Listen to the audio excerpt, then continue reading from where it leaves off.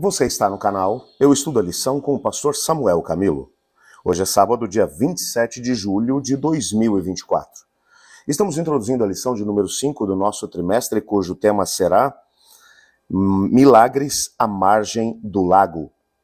O texto que serve como base para o nosso estudo encontra-se em Marcos 5, verso 19, que diz: Jesus, porém, não o permitiu, ao contrário, ordenou-lhe: vá para sua casa, para os seus parentes, conte-lhes tudo o que o Senhor fez e como o que o Senhor fez por você e como teve compaixão de você.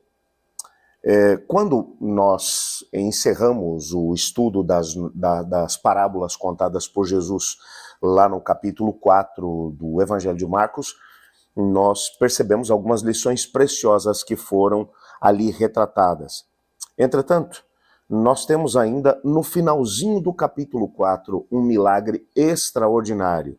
Jesus, ele está acalmando uma grande tempestade. Jesus, ele vai convidar os discípulos para atravessar o mar da Galileia, e quando ele está nesse processo de travessia, é até muito curiosa a forma como Marcos vai retratar essa mesma história, porque Jesus está dormindo na popa do barco, e ao mesmo tempo os discípulos estão apavorados porque é uma tempestade de dimensões realmente enormes, essa mesma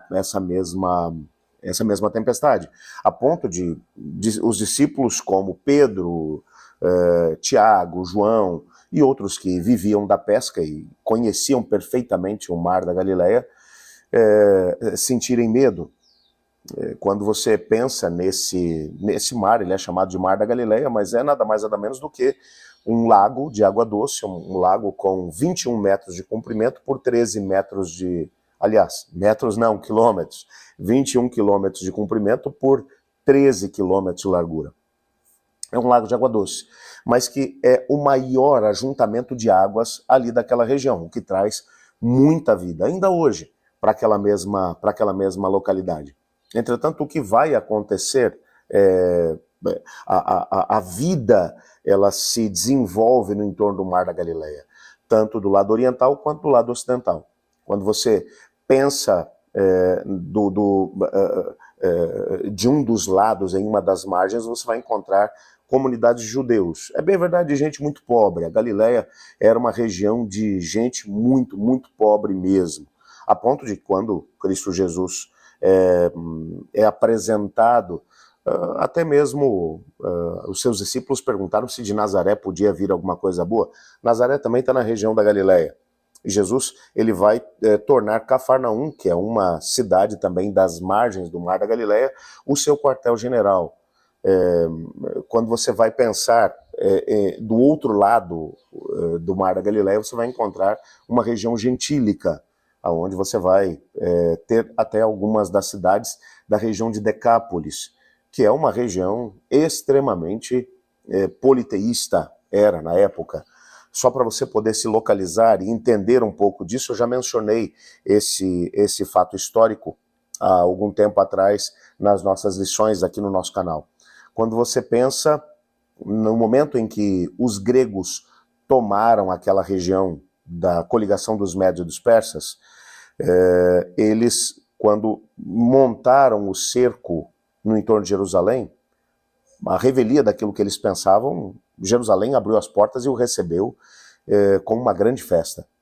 E, para sua surpresa, quando ele chega até junto do templo, o sumo sacerdote o recebe e diz: nós estávamos esperando o Senhor por séculos. E as profecias de Daniel são explicadas para Alexandre o Grande. E quando ele vai perceber aquela situação toda, ele fica realmente impressionado e pergunta se há alguma coisa que ele poderia fazer para, em retribuição à acolhida que ele tinha recebido dos judeus. E os judeus vão pedir algumas coisas, entre elas que ele não seguisse o mesmo padrão que ele seguia em todos os lugares conquistados, porque ele colocava a língua grega como a língua oficial, trazia as bibliotecas, mas também o panteão grego de deuses para um local. Eles pedem para que ele respeitasse pelo menos essa última questão, que não trouxesse os deuses gregos para Jerusalém e para o território de Israel. Alexandre aceita, entretanto ele estabelece a região de Decápolis. São 10 cidades, algumas são construídas, outras são reformadas. Ali são trazidos os templos e os deuses gregos, e essa região acaba se tornando uma região que é um centro da religião grega naquela mesma localidade. Quando você pensa sobre isso, na época de Jesus, estamos falando de muito tempo depois da época já da conquista grega, para você ter uma ideia, os gregos passaram, Roma acabou tomando aquela mesma região, se estabeleceu, enfim, e aquela região de Decápolis ainda continuava sendo uma região conhecida pelo paganismo.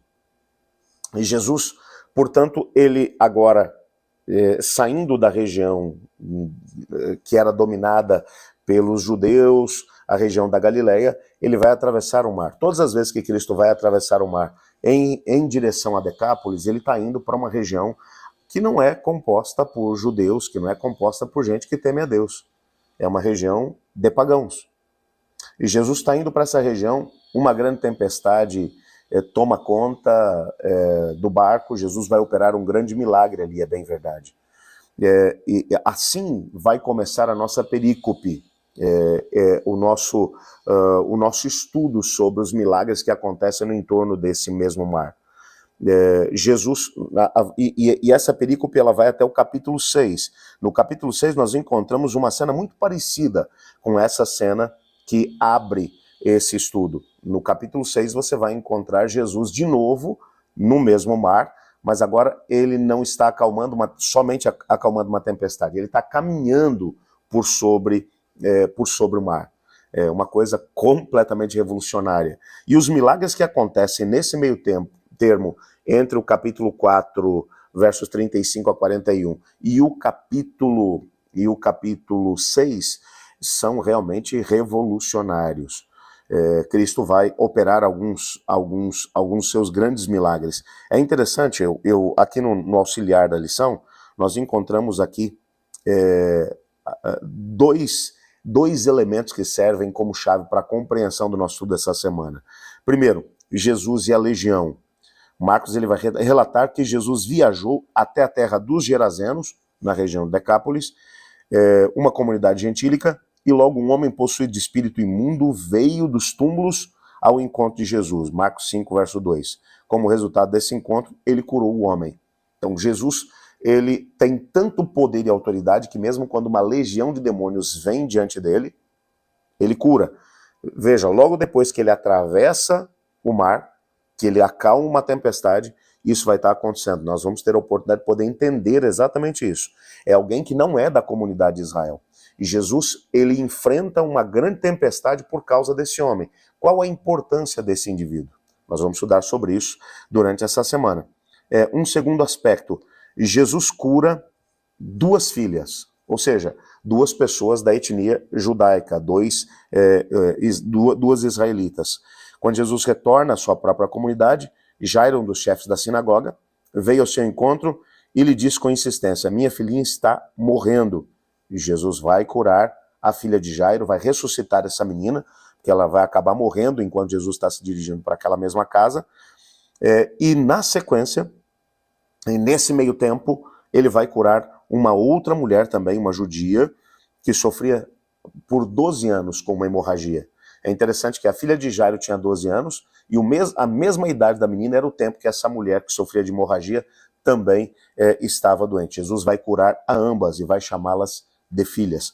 Então, esses 2 aspectos, Jesus começa curando alguém que é um não-judeu, que é um indivíduo que vive num contexto de paganismo e que é morada de demônios, e ao mesmo tempo vai curar duas filhas de Israel. Como é que isso aconteceu? Quais foram as razões pelas quais Cristo agiu dessa forma? Bom, esses são alguns dos elementos que a gente vai ter oportunidade de poder ver durante essa semana. E amanhã não poderia ser diferente, a gente vai começar com o tema Acalmando a Tempestade, que é Marcos capítulo 4, versos 35 a 41, que é exatamente o relato que abre o estudo da lição dessa semana. Vai valer muito a pena. Mas olha, não desligue ainda, porque a gente ainda vai orar. Mas antes da oração, eu gostaria de fazer um agradecimento todo especial a vocês que fazem parte desse mesmo canal. Eu estou abrindo aqui o canal do YouTube, Eu Estudo a Lição, com o pastor Samuel Camilo. Hoje nós estamos com 38.620 pessoas inscritas no nosso canal. Louva a Deus por isso. Entretanto, eu acredito que você que está aí do outro lado, que está acompanhando o Estudo a Lição na Escola Sabatina junto conosco, eu não queria que você fosse apenas um consumidor do conteúdo desse canal. Eu queria te convidar para ser um parceiro nosso. Para que isso aconteça, existem algumas ações que são simples, mas que podem fazer a diferença. Se cada uma das 38.620 pessoas inscritas nesse canal deixar o seu like, puxa, a gente vai estar mandando um recado para o YouTube de que esse conteúdo realmente é relevante e ele vai colocar esse conteúdo à disposição de mais pessoas. Mas você pode ir além, você pode compartilhar esse vídeo nas suas redes sociais para que outras pessoas sejam abençoadas. Com isso, você vai ser um missionário junto conosco, vai fazer parte desse mesmo ministério. E não apenas isso, eu quero te desafiar a também deixar aqui o seu pedido de oração. Essa também é uma comunidade de oração. E eu queria que você não apenas deixasse seu pedido, mas também escolhesse pelo menos um dos pedidos que ficam aqui no nosso chat para você poder orar durante o dia. E assim, nós teremos a oportunidade de poder pregar a outros e, ao mesmo tempo, de ser abençoados e abençoar outras pessoas. Ore comigo agora. Obrigado, Pai, por sabermos que Cristo Jesus tem todo o poder no céu e na terra e age enfrentando tempestades e até mesmo situações complexas para poder abençoar tanto os filhos como também aqueles que ainda não o conhecem. Por favor, Pai, ajuda-nos a aprendermos lições com Cristo durante essa semana. Coloque também diante do Senhor cada pedido que foi enviado para a nossa comunidade de oração, bem como a vida desse amigo, desse irmão que ora comigo agora. Opera de forma extraordinária, pois oramos em nome de Jesus. Amém. Eu estudo a lição, e você?